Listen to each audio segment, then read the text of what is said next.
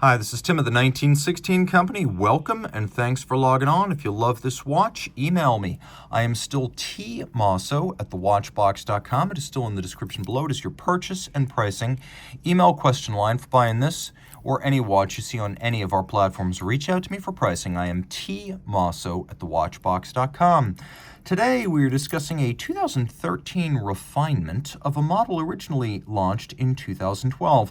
This is the Breitling Transocean Unitime Chronograph. This one, matte finished steel, all satin, as you can see, a muted look with a matching matte finished bracelet in mesh. We have a vintage style straight bar design between the lugs, and of course this model is designed to evoke the 1950s, both in Transocean and Unitime fashion.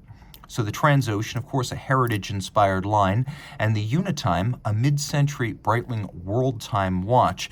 They are combined right here. It is a big combination in steel, 46 millimeters in diameter, 15.7 millimeters thick, from lug tip to lug tip, 58.6 millimeters with a 24 millimeter spacing between the lugs.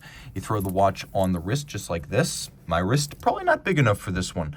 I recommend your wrist be 17 centimeters circumference or larger to wear this well. It's not uber thick considering how large it is, but it is uber broad. And you can see from over the top, the lugs are well out over the edge of my wrist. And you can even see down the barrel, they are projecting out a little bit. So my wrist is too small for this.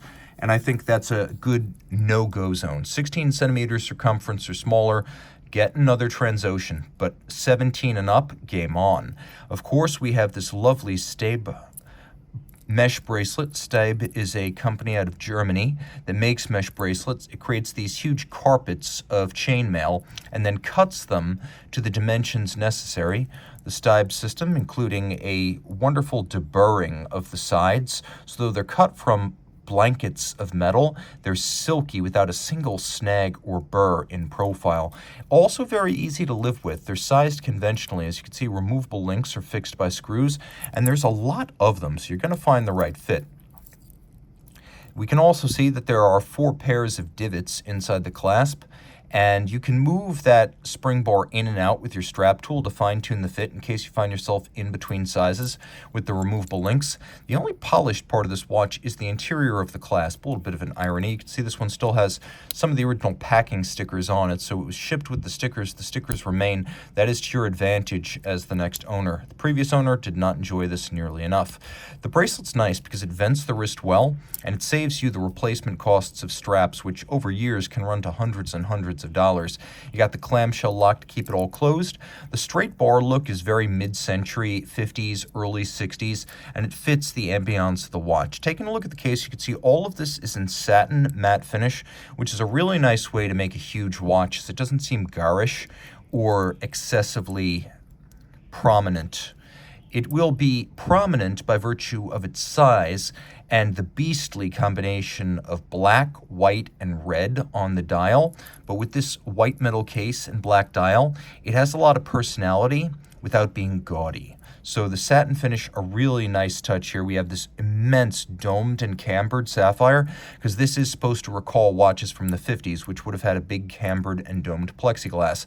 The dial black, we have applique indices, applique Arabic numeral 12, and applied rose gold Breitling B. We have a world time function outboard. That's the Unitime part of the watch. You put your reference city, that is the city where you are, up at 12 o'clock. I am in Philadelphia, so I use New York. Then there is a Louis Cotier-style world time system. Cotier first developed this in the 30s. You've got a 24-hour counter-rotating reference ring. It moves counterclockwise. And then you have 24 reference cities corresponding to the 24 principal time zones of the world.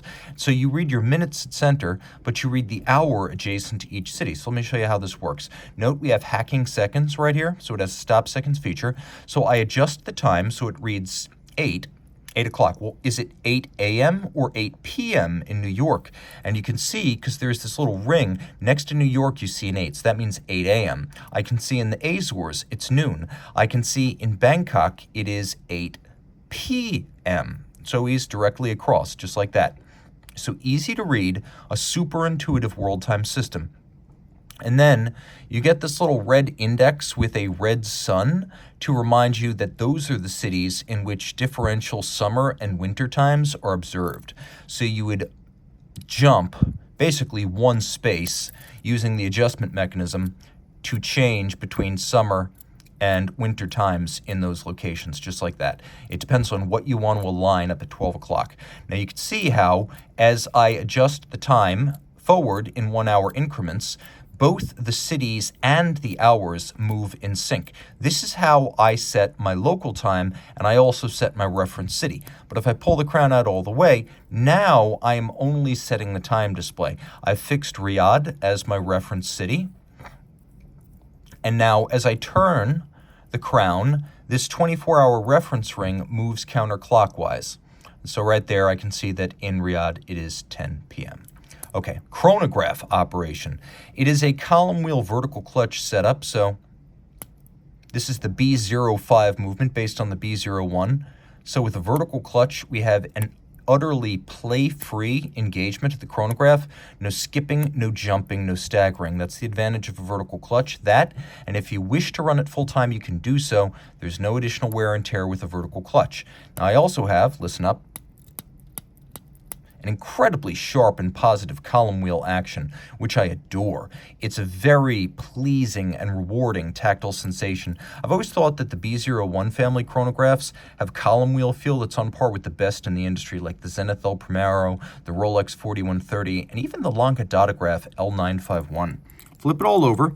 Again, we still have a shipping sticker on the back. We have a media blasted center. We have polished vintage style aircraft motif. That is what this highly interpretive symbol is supposed to be, an abstraction of aircraft in flight. The Transocean logo from the middle of the last century, solid caseback, automatic winding, 70-hour power reserve, 4 hertz beat rate, 5-position adjusted, COSC certified Swiss chronometer, vertical clutch, column wheel chronograph, all of it pivoting on 56 joules. It is deeply impressive. And unlike the Navitimer family, this is 100 meters water resistant, so you can absolutely take it swimming, making the use of a mesh bracelet all the more important. In lieu of a strap, you don't have to worry about water. If you love this watch, you should also know it has luminescence. Reach out to Team Mosso at thewatchbox.com for purchase and pricing details. Oh, one more detail. Because this is vintage inspired, take a look at the minutes register of the chronograph. See those 3 slashes? They correspond to 3, 6, and 9 minutes. The idea being that back in the middle of the 20th century, long-distance phone calls tended to be billed in 3-minute increments, and because they were quite expensive, it was important to be able to time them accurately. Again, reach out to Team Mosso at thewatchbox.com for purchase and pricing details.